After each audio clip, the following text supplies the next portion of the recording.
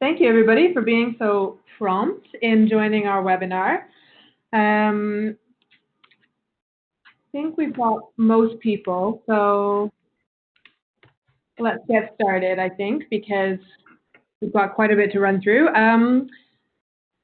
Apologies for not having my video on, but we were just having a bit of trouble in our practice with bandwidth, so we thought this would be the safest way of running it.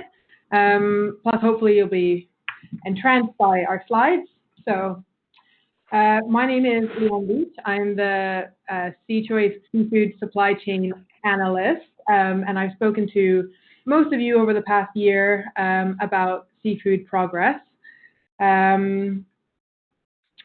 Also with me in Vancouver, I have Bill Warham, the SeaChoice representative for the David Suzuki Foundation, and Sarah Foster, SeaChoice's National Manager. And joining us from Halifax is the SeaChoice representative for the Ecology Action Centre, Shannon Arnold. Just to start off with a little bit of housekeeping, we will be recording the presentations for people who wanted to be here but couldn't make this time slot, but we won't be recording the questions or discussion at the end.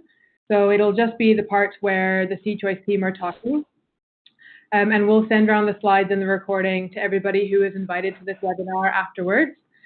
We're going to give you two presentations that are between 10 to 20 minutes each. There'll be time for questions afterwards. You can ask questions either by opening up a chat to all participants in the group, or if you hover over the WebEx administrator icon, you can chat directly to Sarah as well, who's functioning as our administrator for the session.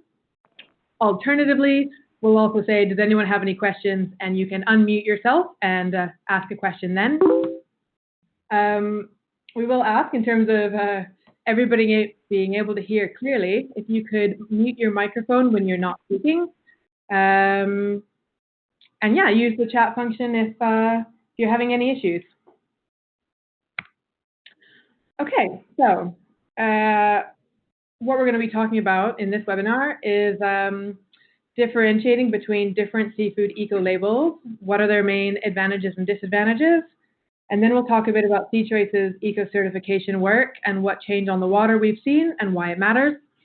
And then we're hoping to have a bit of a discussion on the themes that were raised in the presentations and give time for any other questions. At risk of spoiling the surprise, we wanted to start off with some of the key takeaways. This is that not all eco-labels are created equally. They differ greatly in terms of the scope, so what they cover, what sort of factors they look at, and how available their products are. They also differ in terms of their traceability requirements and what they mean for consumers, as well as a bunch of other criteria, but we thought those were the most important ones. We also find that in comparison to other eco-certification programs, MSC and ASC are really leading the pack in terms of transparency, stakeholder engagement, governance processes, and standard requirements. Because of their chain of custody standard, ASC and MSC certified products are also useful for ensuring traceability. And it's for these reasons that SeaChoice recommends retailers prioritize MSC or ASC eco-certified products as part of your sustainable seafood policy. However, everything has to have a caveat, and we do note that MSC and ASC are not without some faults, and that retailers should be aware of these. However, NGOs such as SeaChoice and many other stakeholders, including retailers, can help drive improvements, and we think we all should be doing that because they're great programs, and we want to make sure they really are representing global best practice. So just in case anybody's not familiar with SeaChoice as an organization, we've been running for 12 years. Our tagline is leading the sea change for seafood sustainability in Canada. We have three partner organizations, the David Suzuki Foundation, Ecology Action Centre, and Living Ocean Society. And we used to have retail partners and do seafood rankings, but we've stopped doing that about 2 years ago and have now switched to a variety of other approaches like seafood progress, which is you looking at market incentives to improve seafood sustainability, working to increase the sustainability of our priority species, which are high volume species sold in Canada, whether they're fished in Canada or imported. We're also working on labeling and traceability of seafood sold in Canada, and working to provide oversight of the main eco-certifications that are most relevant to the Canadian market and environment, and that is MSC and ASC, and we'll be talking more about them later. So I'm going to be kicking off the presentations here, looking at different types of eco-labels. So there's three main categories. There's eco-certifications, there's rankings and recommendation programs, and then there are self-claims. And we're going to talk about each of those three categories as we go on. So as I was putting together this presentation and thinking more about this topic, I was thinking of how to structure how we think about the different types of eco-labels. And I came up with a few kind of key criteria that I think are important to consider. So what sort of sustainable and responsible production aspects do the eco-labels consider? Do they just look at environmental sustainability? Do they look at social responsibility? What is the basis for their system? Is it, for example, the FAO guidelines on eco-labels? What are the traceability requirements? Does it require one up, one down, full boat to point of sale, or somewhere in the middle? What are the decision-making processes that go into these eco-labels? Who comes up with them? Who's involved? Are these processes transparent? Are they inclusive?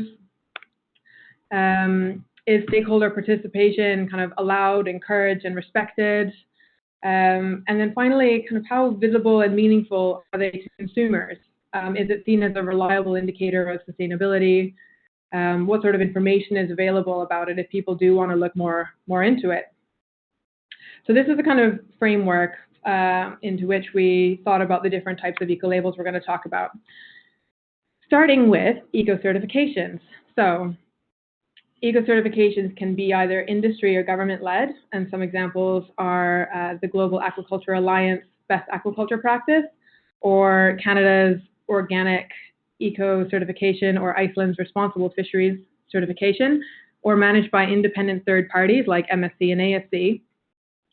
There are other ways to look at eco-certs, for example, by what they're certifying. So there's some specifically wild capture eco-certs, some aquaculture eco-certs, and there's also species-specific ones like dolphin-safe tuna, or ones that focus on social responsibility like fair trade or the Responsible Fishing Scheme.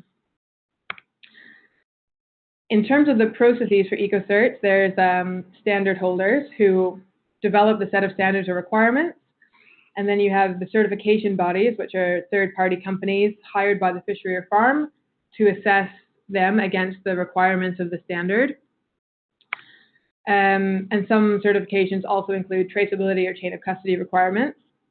In terms of MSC and ASC, which is what we're going to be focusing on in this session, they also have accreditation bodies, which are bodies that qualify and oversee the certification companies. MSC and ASC are also members of the ICL Alliance, which means they're committed to codes of good practice. And they also have strong traceability requirements because they share a chain of custody standard. The main advantages that we see of eco-certifications like MSC and ASC is their strong standards and the high traceability requirements, which means you can have high confidence in the environmental sustainability. There's also growing consumer recognition at point of sale of these eco-labels. For example, in Canada, there's about 25% recognition of the MSC label at point of sale. There's also increased data availability, which allows for external oversight for groups like SeaChoice or other consumers or consumer bodies. And it also allows for monitoring and evaluation of their impacts. And MSC last published a monitoring and evaluation report in 2017. And they've told us that they're working on how they present that data, and they'll be releasing another one quite soon. So the main disadvantage we saw is that certification is voluntary and expensive. And this means that there might not be as many products to choose from as you might want. So that is a downside to acknowledge. In our view, these eco-certs are best used for providing high certainty that the products you're sourcing are what they say they are, and that they have met high standards for environmental sustainability in order to carry that eco-label. So next we're going to look at ranking systems, of which there are many, but the most relevant ones to the Canadian market are Seafood Watch and OceanWise. Their processes are both kind of based on the Monterey Bay Aquarium's Seafood Watch assessment framework, which is done by species, area, production method combinations, or through benchmarking to eco-certifications for specific species. And that would include eco-certs like MSC, ASC, Natural Land, BAP, etc. So benchmarking means if something is MSC certified, Seafood Watch defers to that standard, and products from that fishery get an automatic yellow. So Seafood Watch kind of breaks things down into red, yellow, green, and OceanWise uses the Seafood Watch program assessment framework to come up with recommended, or like OceanWise recommended products or not recommended products. So one has like 3 different categories, and OceanWise has 2.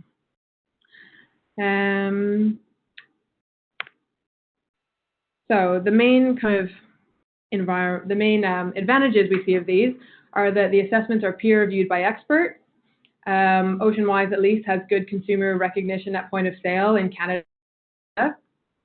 Although we know some people also use the Seafood Watch traffic light system on pack to inform consumers. Another real distinction between ranking systems and certifications is that ranking is non-voluntary. So you can find out which seafood sources you really should be avoiding, for example, because they're red ranked or not OceanWise recommended.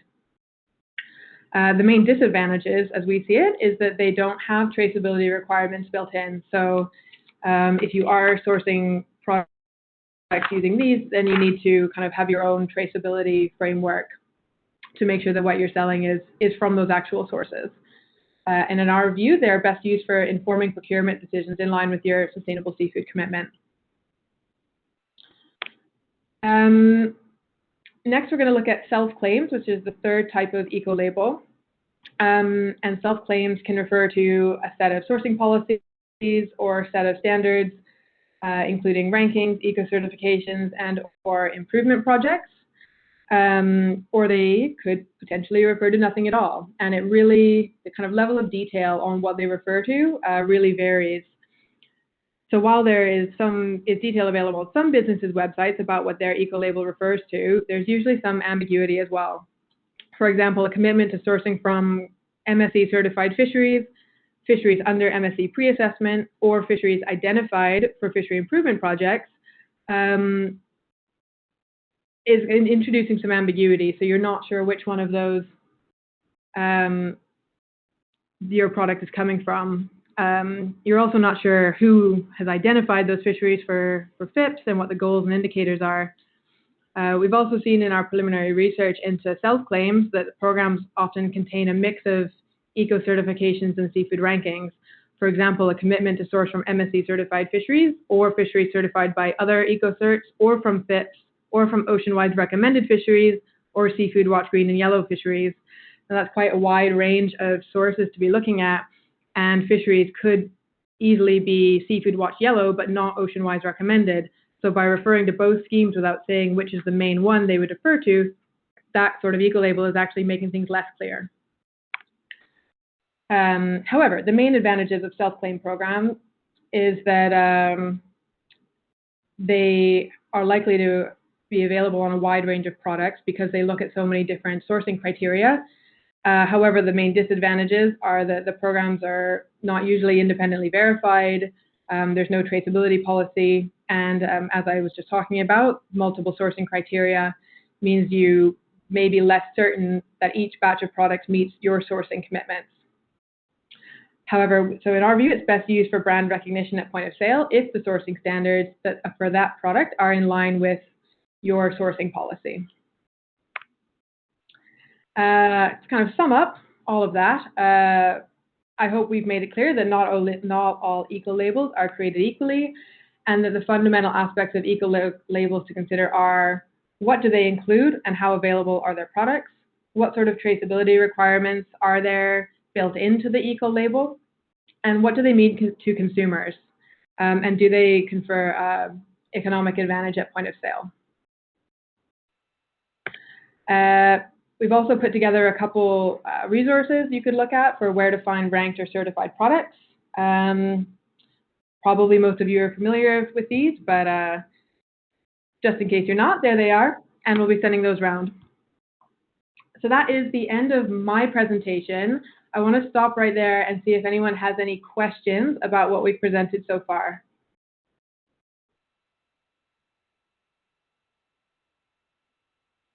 Okay, and we've had nothing show up in the chat box, so I'm going to assume I was perfectly clear and everyone knows exactly what I've been talking about. So I'm going to hand off next to my colleague Shannon Arnold in the Halifax office, who's going to do the first part of this presentation on SeaChoice's eco-certification work, what change on the water we've seen, and why it matters. Take it away, Shannon. Okay, thanks, Leanne. Hi, everybody. I'm going to do a little bit of a dive into some of our work on MSC first. Not get too far into the details, but I'm going to talk a bit about how SeaChoice has been working on these. And when we turn towards these, it's because SeaChoice has been heavily engaged in certification work for the last decade in Canada. And we do that through participating in the fishery certifications and the audits and the assessments, and we sit on advisory boards and we do consultations, particularly with MSC and ASC, and analyze, what is coming out of them. And in particular, we work with them because they're the most prominent and in our marketplace, most recognized, and our fisheries, as you'll see in a second, over 80% of our fisheries by value are now certified by MSC. So they're kind of the go-to and the leaders in the marketplace, and we wanted to see what was happening with them.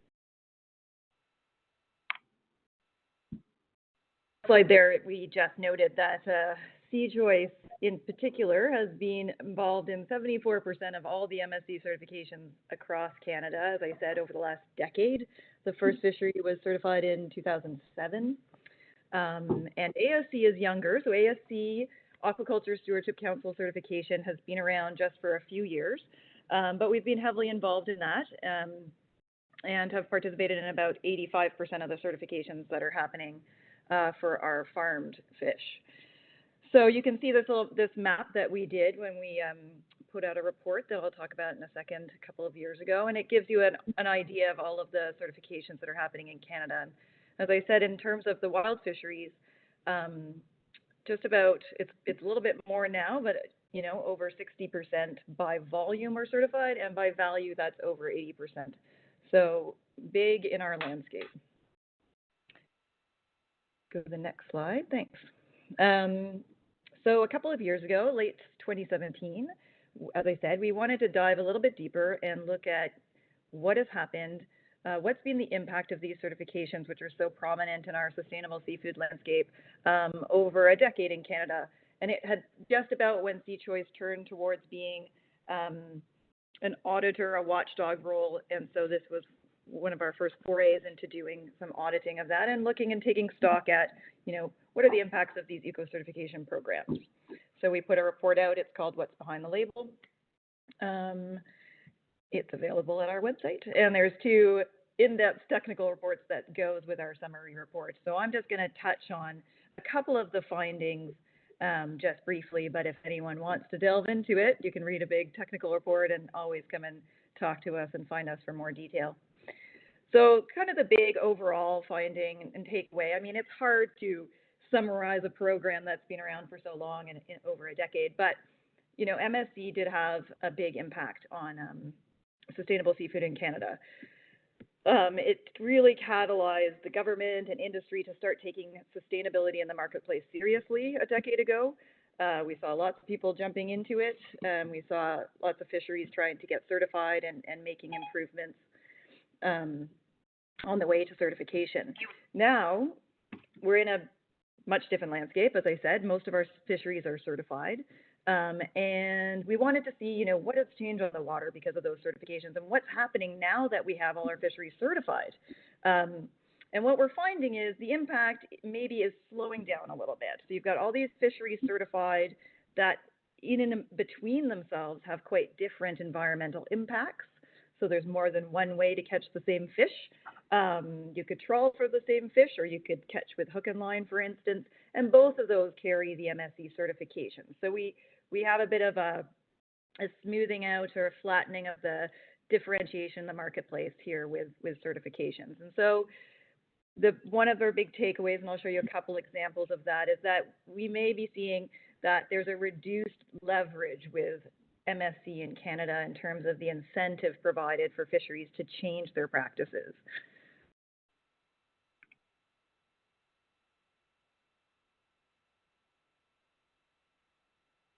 I'm just waiting for Leanne to switch the slide. Thanks. So I'm going to go in very briefly into a couple of findings that kind of show this situation. So what we did was we analyzed all the certifications, a lot of certifications, and we looked at all the conditions that they were given. And so when a fishery is certified by MSC against the MSC standard, there's a long list of issues that they get scored against, and they have to pass all of them at a passing level, and they have to have an average score of 80 underneath this standard, and 80 stands for global best practice underneath the MSC certification.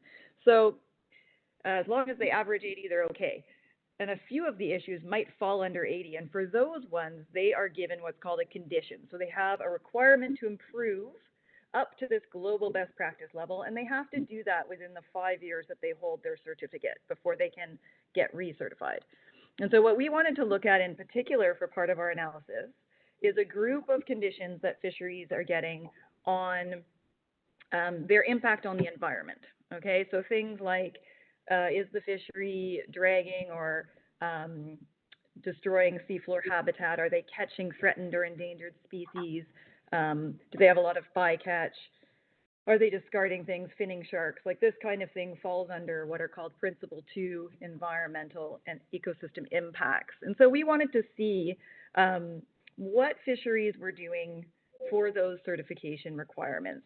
Are they changing their practices on the water to improve to that global best practice that MSC requires? And in particular, it's because these are a lot of things that our organizations, we go and we sit on all these fishery advisory committees and we work with these fisheries to try and improve the impacts of the fisheries, right? So we wanted to see how MSC was helping us to do this. And we analyzed all the conditions that had been given across the fisheries in this group of conditions. And what we found was that only in 15% of the cases were the fisheries making significant changes to their practices on the water. So changing their gear type or mitigating the way their gear works or reducing the amount of threatened species they were catching, something like that. There was a change on how they fished in order to get to that 80 level.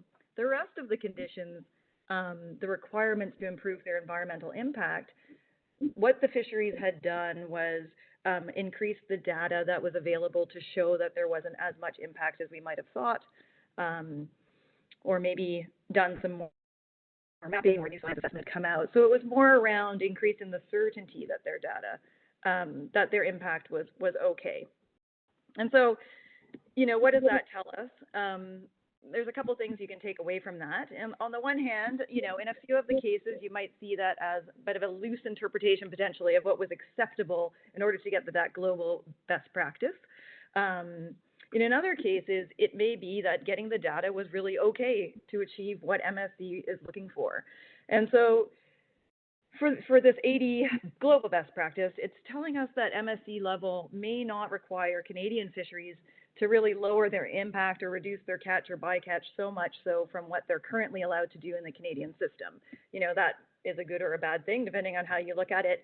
But our Canadian fisheries kind of don't have to change a lot to be able to reach that best practice.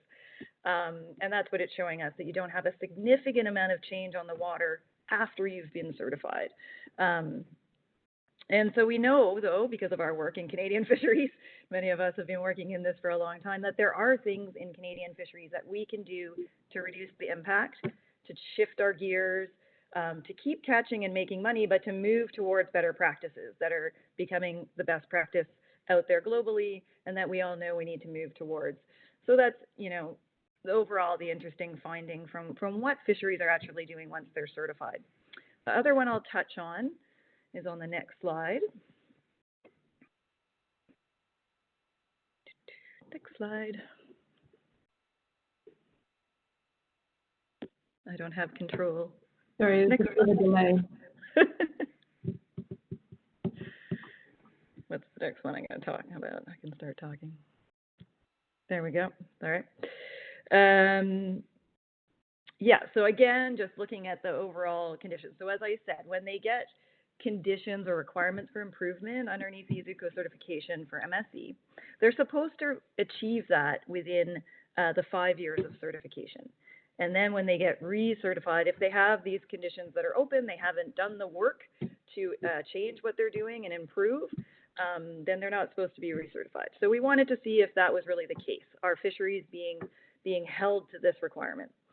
And again, what we found was that 80% of fisheries who had been recertified, so for another 5 years, some of them are in their third certification at this point in Canada, that 80% of them had not closed all those required conditions before they were recertified. And this is, there's a variety of reasons. It gets quite technical, but in a number of cases, we did find this quite concerning. And the reason it's a bit worrying is that, as we saw in the last example, if fisheries aren't really shifting much on the water, this is the one leverage that an eco certification has to change a fisheries practice, right? You have this thing that you can hold over fisheries to say, okay, we're giving you the certification. There's a few things you really need to get up to speed and get to that global best practice. And if you don't, we're going to take away that certification. So it's a leverage in the market, of course. You don't want to lose that certification and lose that market. And because we have, 80% of our fisheries by value in Canada certified, that leverage point needs to be post-certification, right? That you might lose it if you don't keep your fishery practice up there with global best practice. And so to see that a lot of our fisheries had been rolled over and not required to complete those conditions was worrying, because it's like giving extensions and wiggle rooms in the fishery work, and it's, we're losing that leverage that MSC might be giving us in Canada now that everything's certified, right? They need to keep that leverage and really hold fisheries' feet to the fire to make sure that they're doing those required improvements. And so I think one thing that we're thinking about and taking away from this is that when we put this report out there, and it is quite technical, and we've sat and talked with MSC quite a while on this, that we started to hear from organizations around the world with other certifications and other countries who have been doing similar analyses or have been involved. And so there is a bit of a concern that some of these like loosening of the certification a little bit, let's say, or maybe the auditing companies aren't quite right on the ball as much as they were at the beginning of MSC a decade ago, is a bit worrisome. So there's a bunch of groups that are talking to MSC to try and keep that standard up and to keep that auditing practice really high. And many of I'm going to come back to the slide in a second, but many of those environmental conditions that I'm talking about, like bycatch and catch of sea turtles and, habitat on coral, that's the type of thing that consumers think about in their brain when they say, what's an unsustainable fishery? And so the reason it's kind of concerning that we're not really like having a good high performance level and reducing that aspect in Canada is that it might not match with what consumers expect when they're buying an eco-certified product. And so that's what we're looking at, is making sure that we maintain the reputation of our sustainable seafood movement and all of that.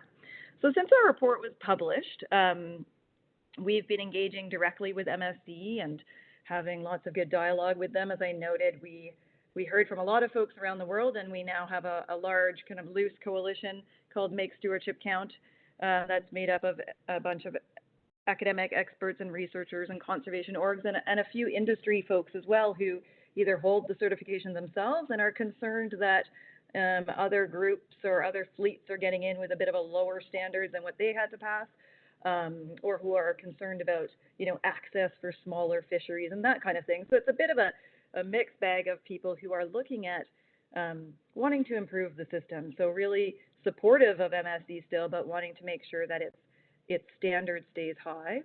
And MSC has recently opened up another phase of consultations. They're coming into a big every 5-year standard review with lots of opportunities for dialogue and places to improve both the standard itself and the process of assessment and auditing.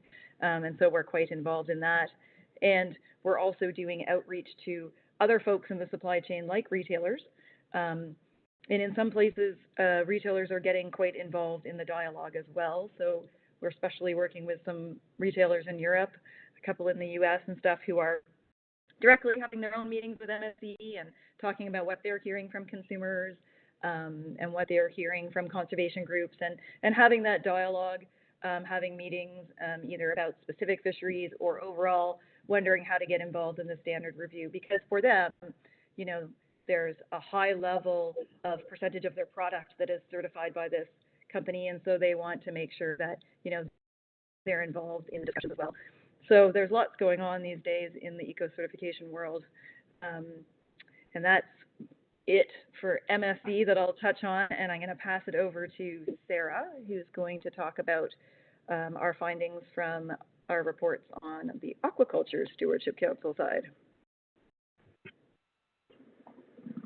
Thank you very much, Shannon. And we had a slight technical glitch on our end here where my computer lost connection. So I do hope that the rest of you remain connected and we're following along.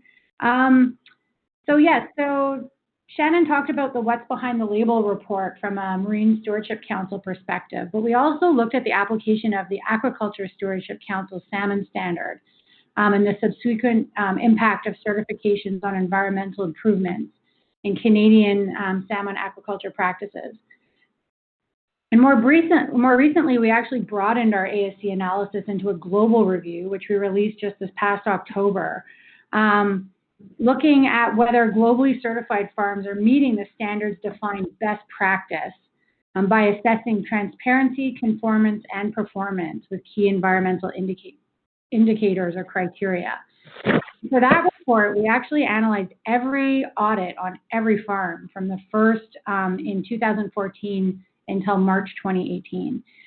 Now, we found some positive results globally, including in Canada. ASC's farms are easily able to meet a number of key environmental indicators, such as fish feed ratios, so how much reliance there is on wild fish in the feed, chemical treatments, escapes, and lethal incidents. But in other good news, we also found that farms' online public reporting is relatively effective. This is therefore helping increase the transparency of the industry well beyond government requirements. However, we also found key concerns that we consider are undermining the ASC's stated best practices and have the potential to erode the credibility of the Farmed Responsibly logo.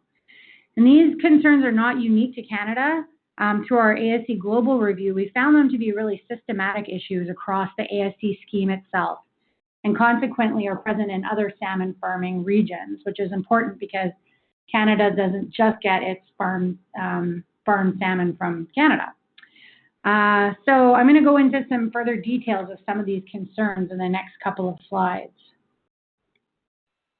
So one important concern is that certified farms in major non-compliance to the standard can actually sell their product as ASC certified and use the logo. So for example, we found some BC farms with elevated sea lice levels or sea lion deaths that are beyond what's allowed under the standard were actually able to continue using the ASC logo in the marketplace.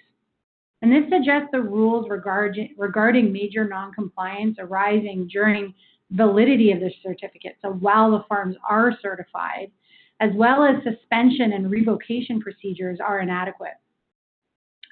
We also found that up to a year of a production cycle is actually never assessed by auditors for compliance. So any environmental impacts that occur during this period, particularly those that would not meet standard criteria, are actually ignored. And consequently, the ASC label doesn't actually guarantee fish was farmed responsibly from egg to harvest. The interim farms, which are between the hatchery and the grow-out stages, are actually omitted from compliance.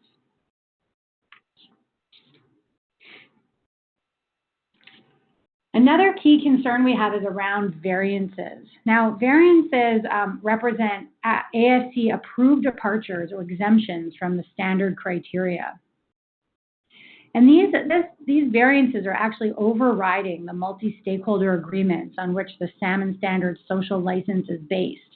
The actual salmon standard itself took 6 years to agree and involved hundreds of NGO and industry stakeholders. So a huge amount of expert negotiation went into coming up with the salmon standard itself.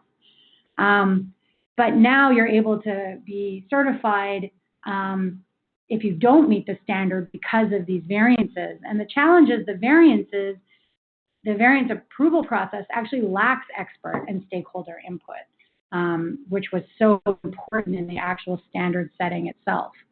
And these variances, as I mentioned, allow farms that actually don't meet the agreed standard to be certified.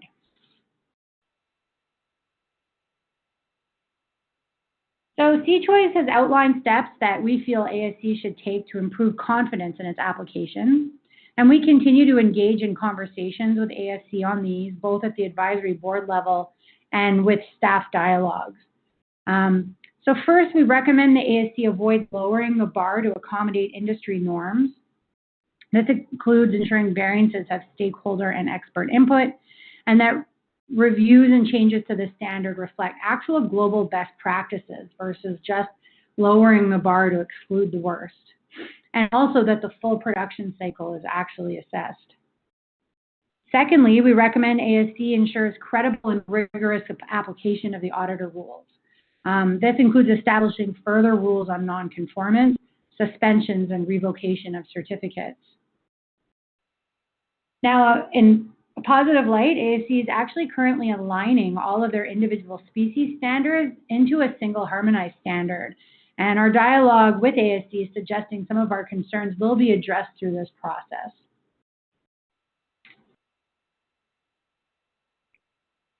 So some of the key MSC and ASC takeaways based on Shannon's report and the one I just gave. Despite their flaws, ASC and MSC really are the leading eco certifications. They lead in transparency, they lead in stakeholder engagement, they lead in governance processes and standard requirements. And unlike the eco labels we discussed earlier, they provide an important tool for ensuring traceability. So indeed, we actually recommend MSC ASC within your policies and procurement, not just because they're the best out there, but also because retailers can play an important part in improving their rigor. So how is that? Well, retailers really can influence eco certifications in a number of ways. First of all, it's good to be aware of any known challenges with the certified products that you sell. And SeaChoice would be really happy to explore those further with you if you had any questions. You can also get directly engaged in the standard reviews. MSC currently has a few consultations open. And again, we're following those quite closely and would be more than happy to let you know about them and how you can get involved. You can also voice your concerns directly to the eco certifications through SeaChoice in our ongoing dialogue with both certifications or your NGO partners. We're going to continue to advocate for improvements, which includes at times engaging with buyers on key issues. We really want to emphasize that retailers are key stakeholders in this process. Although in the past, ASC and MSC usually only hear from NGOs like ourselves or industry, retailers are becoming way more active since they're the ones selling the products en masse to their customers. So they want, so like us, they want to make sure the certifications are living up to their claims.